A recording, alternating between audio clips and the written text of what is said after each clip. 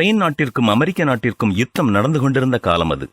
அப்பொழுது கியூபா நாட்டில் உள்ள செஞ்சிலுவை சங்கத்தின் சேவைகளை கண்காணிக்கும் பொறுப்பை திருமதி கிளாரா பார்ட்டன் என்பவர் வகித்து வந்தார். ஒரு நாள் கர்னல் தியோடர் ரூஸ்வெல்ட் அந்த அம்மாவிடம் வந்து தனக்கு கீழ் பணிபுரியும் நோய்வாய்ப்பட்ட மற்றும் காயம்பட்ட போர் வீரர்களுக்கு உணவுப் பொருட்களை விலை கொடுத்து வாங்க விரும்பினார். ஆனால் கிளாரா பார்ட்டன் அவருக்கு எதையும் விற்க மறுத்துவிட்டார். ரூஸ்வெல்ட் அவர்களுக்கு ஒன்றுமே புரியவில்லை. தன்னுடைய சொந்த பணத்தை கொடுத்தே உணவுப் பொருட்களை வாங்க ஆயத்தமாக இருந்தும் கிளாரா பார்ட்டன் ஏன் கொடுக்க மறுக்கிறார் என்று புரியாமல் அங்கே சற்று நேரம் தயங்கி நின்றார். அருகிலிருந்த ஒருவரிடம் தான் ஏன் அந்த பொருட்களை விலை கொடுத்து வாங்க முடியவில்லை என்பதற்கான காரணத்தை கேட்டார். அதற்கு அவர், கர்னல் ஐயா அவர்களே, சும்மா கேளுங்கள், விலை பற்றி எதுவும் பேச வேண்டாம் என்று கூறினார். ரூஸ்வெல்ட்டின் முகத்தில் புன்னகை மலர்ந்தது. இப்பொழுதுதான் அவருக்கு புரிந்தது அந்த பொருட்கள் விற்பனைக்கு அல்ல என்று. அவர் செய்ய வேண்டியதெல்லாம் கேட்பது ஒன்றே. கேட்டால் அவை அனைத்தும் இலவசமாக வழங்கப்படும்.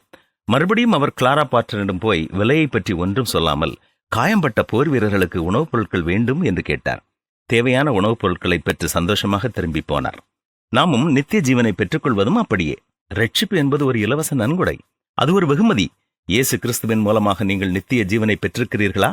நீங்கள் உங்களை தாழ்த்தி உங்கள் பாவங்களை உணர்ந்து இயேசு கிறிஸ்துவிடம் கேட்டால் அவர் இலவசமாக நித்திய ஜீவனை உங்களுக்கு அருளுவார். தேவனுடைய கிருபை வரமோ நம்முடைய கர்த்தராகிய இயேசு கிறிஸ்துவினால் உண்டான நித்திய ஜீவன் என்றுதான் வேதமும் நமக்கு தெள்ளத் தெளிவாக கூறுகிறது.